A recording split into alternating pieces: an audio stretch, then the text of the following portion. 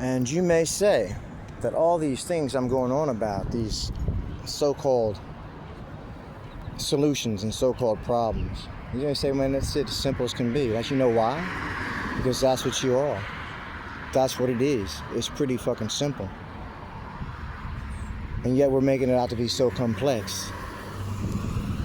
So complex. And we're looking for solutions.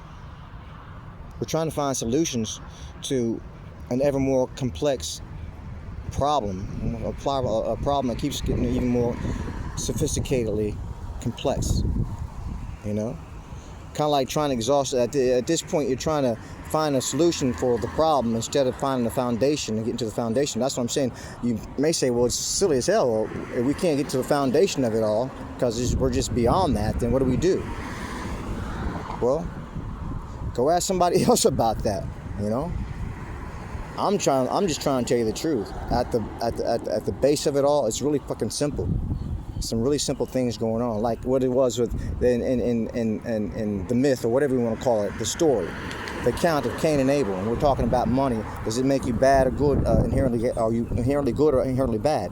Now Abel was given a blessing that Cain was not given, so his jealousy it rose up in him. Now he smites down his brother.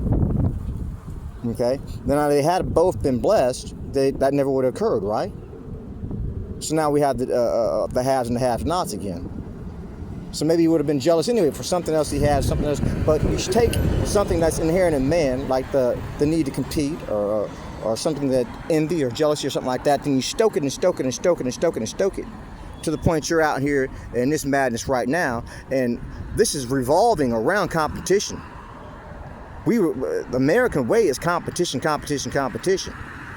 You know, and other places in the world as well. Like right now, Putin wants Ukraine. He's been wanting Ukraine for quite some time, you know. He hasn't got enough. What's that all about? Maybe it's about communism.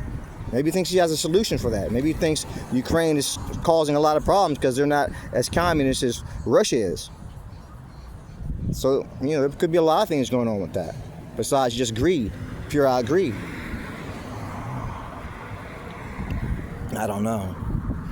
But is it NBA, NFL, NBA, what is it, Major League Baseball, MB, Major League, MLB, what is it? What season are we in right now? It's kind of warming up, so I'm guessing it's not football. Maybe we're in basketball season again. Professional basketball, NBA.